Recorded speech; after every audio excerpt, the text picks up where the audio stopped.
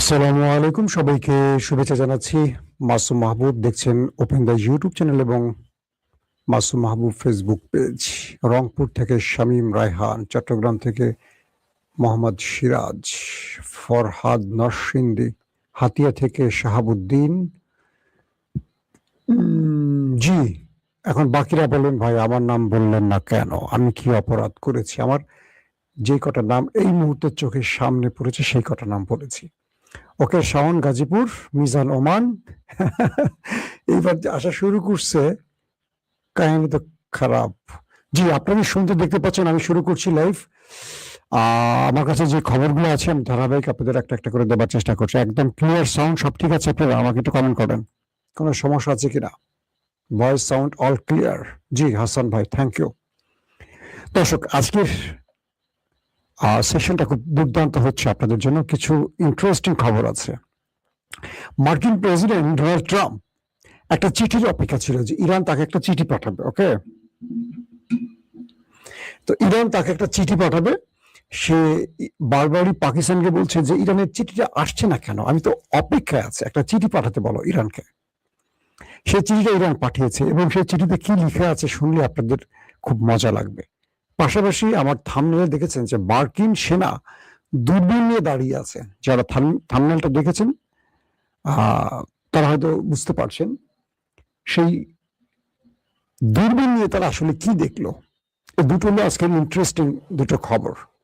ওকে, জি, সবাই লিখছেন সাউন্ডে কোনো সামান্য সমস্যা, কেউ লিখছেন আবার সাউন্ড অল ক্লিয়ার। জি, সাউন্ডে কি কোনো সমস্যা নাকি যারা বলছে তারা বিরক্ত করছে, কোনটা? আমার তো এখান থেকে ক্লিয়ার দেখছে, অল ক্লিয়ার শ্যাম্পু। ওকে, চট্টগ্রামের মাইজপাড়া, আহারে মাইজপাড়া, সাউন্ড ঠিক আছে মাইজপাড়ার ভাই? আপনি আমাকে দাওয়াত দেন না কেন মাইজপাড়ার ভাই? একদিন দাওয়াত দিবেন না, আপনার ওখানে বেড়াতে আসবো। কি জানি একটা জায়গা আছে, সুন্দর একটা জায়গা আছে, পতেঙ্গার কাছে না মাইজপাড়া? ওকে, সাউন্ড কি ঝিনঝিন করছে? কেউ লিখছে ঝিনঝিন করছে। ঝিনঝিন কি জিনিস ভাই?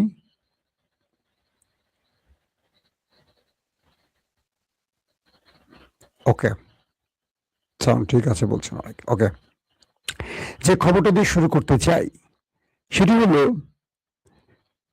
আমেরিকা ঘোষণা দিয়েছিল হরমুজ দিয়ে ইরানের কোনো জাহাজ ঢুকতে দেবে না। ওকে, তো ইরান বলছে তুমি যদি আমার জাহাজে আক্রমণ করো তাহলে আমি তোমার উপর স্ট্রাইক চালাবো। এরপর ইরান তাদের ৮০ থেকে ৯০টা জাহাজ কিন্তু পার করেছে, আর দুটোতে ইরান আমেরিকা অ্যাটাক করেছে, দুটো ট্যাঙ্কারে।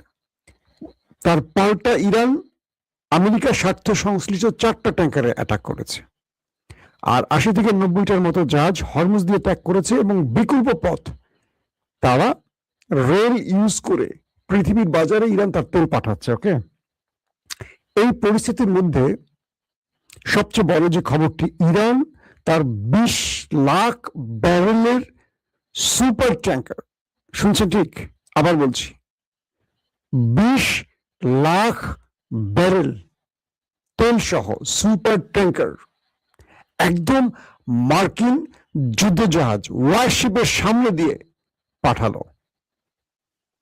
পাশাপাশি হরমুজের নেভি, আকাশে ইরানের এয়ারফোর্স, তারা পুরো বিষয়টি মনিটর করছে। কি করে আমেরিকা? ইরানের সুপার ট্যাঙ্কার যেটার মধ্যে ২০ লাখ ব্যারেল, এই তেলটা কি আমেরিকা লুট করবে, আটক করবে, নাকি জাহাজটাতে আক্রমণ করবে? একদিকে ইরানের নেভি ওয়েট করছে, একদিকে এয়ারফোর্স ওয়েট করছে, আর জাহাজটি মার্কিন যুদ্ধজাহাজ ওয়ারশিপের সামনে দিয়ে যাচ্ছে। এই পরিস্থিতির মধ্যে একটি ছবি মার্কেটে এসছে, বড় বড় গণমাধ্যমে এসছে, যে আমেরিকার সেনারা দূরবীন নিয়ে তার জাহাজ থেকে দেখছে যে ইরানের জাহাজ চলে যাচ্ছে তাদের চোখের সামনে দিয়ে। এই দৃশ্যটি পৃথিবীকে প্রমাণ করেছে যে ইরানের ভয়ে আমেরিকা কতটা নতজানু হয়ে গেছে, যে তারা দেখছে কিন্তু ওই জাহাজকে টোকা দেওয়ার সাহস করেনি। নেপথ্যে আসলে কারণটা কি ঘটেছে? কারণটা ঘটেছে, ইরান বলেছিল আমেরিকাকে, যদি আমার এই জাহাজে আমেরিকা কোনো অ্যাটাক করে, মূল কাহিনী কি, কেন শুধু দূরবীন দিয়ে দেখলো আমেরিকা অ্যাটাক করলো না বা ওইটাকে আটক করলো না?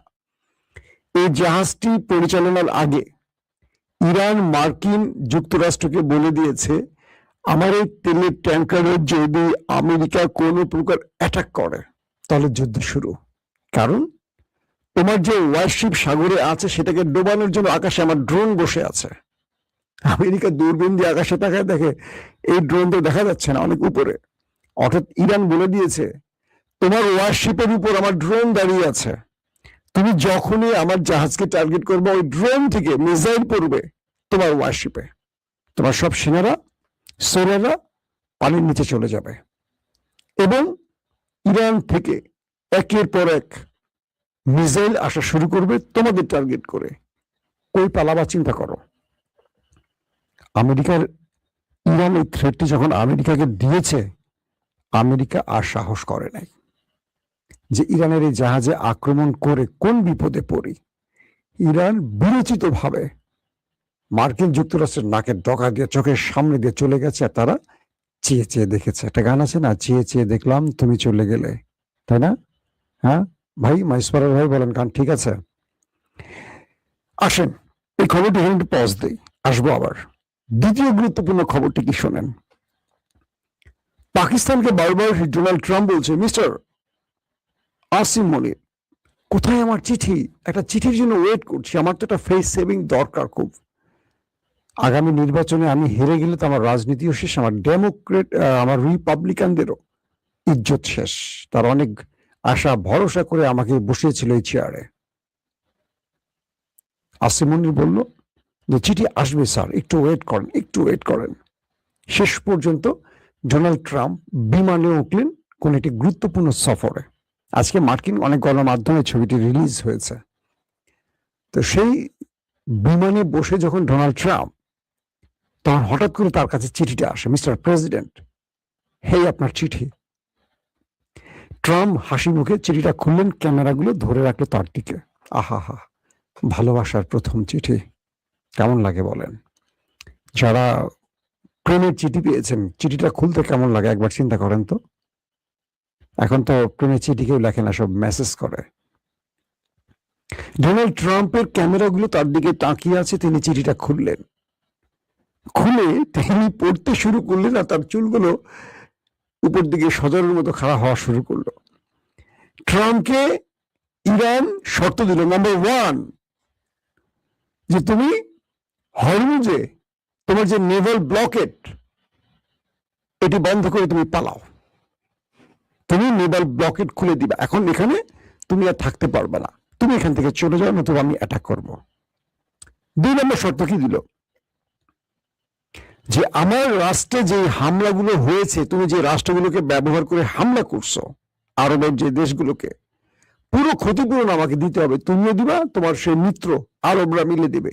200-300 বিলিয়ন মার্কিন ডলার যে ক্ষতি করছো আমার দেশে হামলা করে, পুরো দায়ের ভার তোমাদের, এবং তোমরা সেই ক্ষতিপূরণ দিবা, নতুবা আরবের কোন তেল হরমুজ প্রণালী দিয়ে আসা যাওয়া করতে পারবে না। মানে আরবের তেল বাণিজ্য কেটে দিবে, যদি এখান দিয়ে যেতে হয় আমাকে ক্ষতিপূরণ দিয়ে যেতে হবে।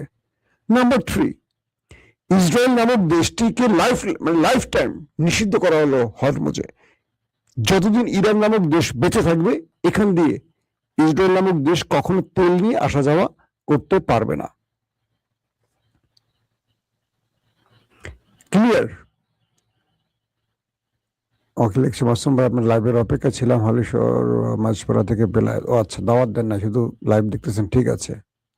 তো এখন যে বিষয়টি তৈরি হলো, কি বললো, ইসরায়েল লাইফ টাইমের জন্য নিষিদ্ধ হরমুজে, আরবদের জন্য নিষেধাজ্ঞা দেওয়া হলো, বাট ক্ষতিপূরণ দেওয়ার পর আরবদের তেল, জাহাজ, গ্যাস যা যা লাগে আসা যাওয়া করবে। মানে এখানেও প্রায় 250-300 বিলিয়ন ইরান আয় করবে, যেটা ক্ষতি হয়েছে যুদ্ধের নাম করে। আর আমেরিকাকে এই অঞ্চল ছেড়ে যেতে হবে।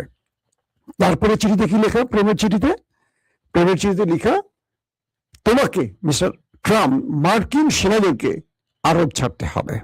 মানে শর্তটা এইভাবে দেওয়া হয়েছে যে ইরানের আশপাশে থাকা যতগুলো মার্কিন ঘাঁটি আছে সবগুলোকে এখান থেকে চলে যেতে হবে, একটাও ইরানের আশেপাশে থাকতে পারবে না। বুঝতে পারছেন? ইরানের আশেপাশে মার্কিন কোনো ঘাঁটি, মানে কি আরব দেশে যে ঘাঁটিগুলো আছে প্রায় 16টির মতো ঘাঁটি, আরো বেশি থাকতে পারে 16টির, এবার ইরান অ্যাটাক করেছে 16টি ঘাঁটিকে, একটাও ঘাঁটি এখানে থাকতে পারবে না। তুমি লেজ গুটিয়ে এখনই পালাও, তোমাকে আমি আরবে বা আমার আশেপাশে আর সহ্য করব না, তোমাকে যেতে হবে, হবেই। এবং তুমি যে 40-50 বছর ধরে আমার উপর যত স্যাংশন দিয়েছো, নিষেধাজ্ঞা দিয়েছো, সব প্রত্যাহার করতে হবে, একটা নিষেধাজ্ঞা থাকবে না ইরানের উপর। পাশাপাশি তুমি যে আমার অর্থকে পৃথিবীর বিভিন্ন দেশে আটকে দিয়েছো, ফ্রিজ করে দিয়েছো, সব ওপেন করে দিবে। শুধু ওপেন করবে না, যত বছর এই টাকাগুলো জমে আছে ওখানে তার পুরো আসলে আমাকে লাভ ফেরত দিতে হবে। আমার টাকা আটকে রাখার জন্য তার ক্ষতিপূরণ তোমাকে আমাকে অবশ্যই দিতে হবে। আমি কি আর শর্তগুলো বলবো?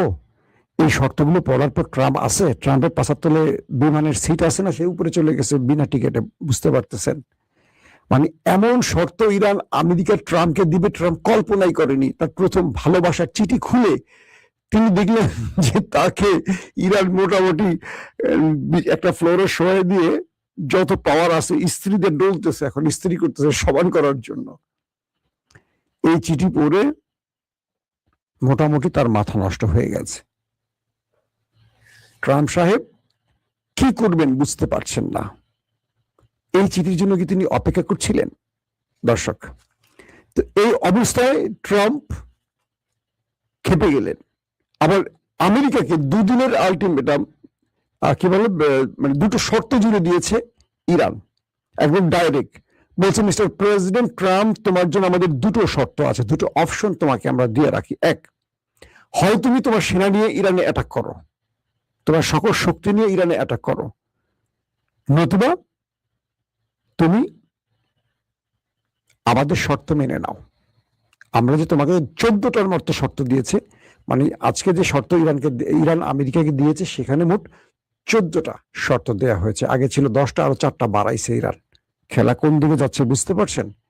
দিন যত যাচ্ছে ইরানের শর্ত বাড়ছে, কারণ আমেরিকা পাগলামি বাড়াচ্ছে। তো ইরান বলছে তোমাকে দুটো অপশন দেওয়া হচ্ছে। প্রথম অপশন হলো তুমি তোমার সকল সেনাদের নিয়ে ইরানে অ্যাটাক করতে পারো, নো টেনশন, অথবা তুমি আমাদের শর্ত মেনে নাও, নিয়ে এখান থেকে কেটে পড়ো, আমরা যে শর্তগুলো দিয়েছি সেগুলো মেনে নাও। এই অবস্থায় কি করবে এখন আমেরিকা, সেই টেনশনে আছে। পাশাপাশি অনেক রকম তথ্য কিন্তু এখন আসতেছে, ইরানের এই সাফল্য আমেরিকার জন্য কঠিন পরিস্থিতি সৃষ্টি করছে। একটার পর একটা চাপ তার জন্য বাড়ছে, এবং ইরান আমেরিকাকে ডেডলাইন দিয়ে দিল এবার। আগে আমেরিকা ট্রাম্প ইরানকে ডেডলাইন দিত 24 ঘন্টা, 48 ঘন্টা, 5 দিন, 7 দিন, 15 দিন, এইভাবেই ডেডলাইন দিত। এবার ইরান আমেরিকাকে ডেডলাইন দিছে যে তুমি এই ডেডলাইনের মধ্যে হয় শর্ত মানো, না অ্যাটাক করো, না হয় আমরা তোমার উপর অ্যাটাক করে বসবো। এখন কি করবেন বলেন?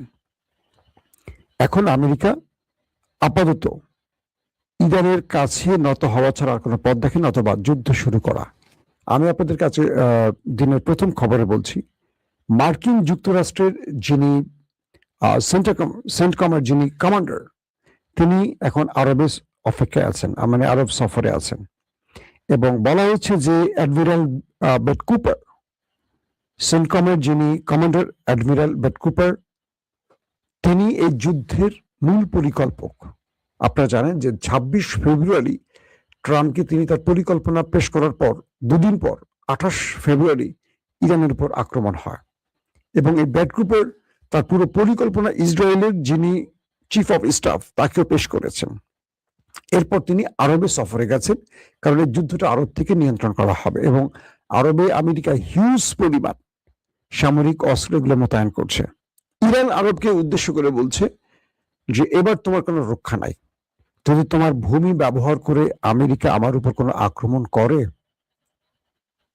তাহলে তোমাকে এটার 4 গুণ মাসুল দিতে হবে। তোমাদের প্রাসাদের একটা ইট আমি রাখবো না এবার।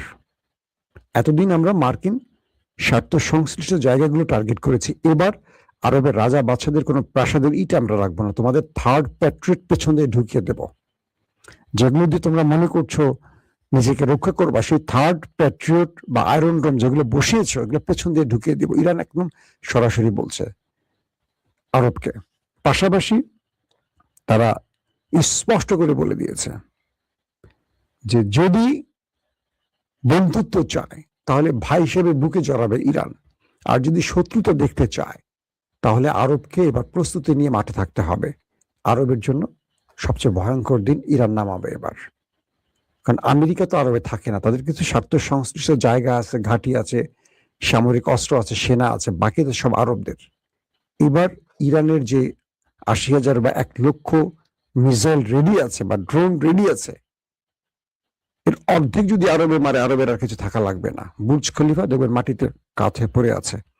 তো এই বিষয়গুলো একটার পর একটা আসছে। তো এখন আরবের ভেতর থেকে যুদ্ধের পরিকল্পনা তৈরি হচ্ছে। ট্রাম্প এখন যুদ্ধের দিকে হাঁটবে নাকি ইরানের ১৪টা শর্ত মানবে, সেটা নিয়ে এখন মূল আলোচনা চলছে। দর্শক, আমি এই সময় আর সংবাদটা বাড়াবো না, আমার কাছে আরো অনেকগুলো গুরুত্বপূর্ণ খবর ছিল, আজকে দিতে চাচ্ছি না, কারণ আপনারা চান একটু সংক্ষিপ্ত খবর, একটু বড় করলে আপনাদের অনেকের নাকি বিরক্ত হন। তাই শেষ করছি আপাতত।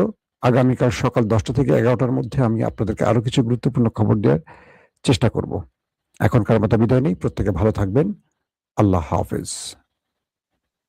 সোহেল রানা বগুড়া যমুনা নদীর পাড়ে বসে খবর দেখছেন, বাহ সুন্দর লোকেশন। ওকে, আল্লাহ হাফিজ ভাই, সবাই ভালো থাকবেন। ওপেন দাইস মানে সত্যকে সত্য বলা, মিথ্যেকে মিথ্যে বলা। আমরা শোনা কথা নয়, চোখে যা দেখি তাই বলি।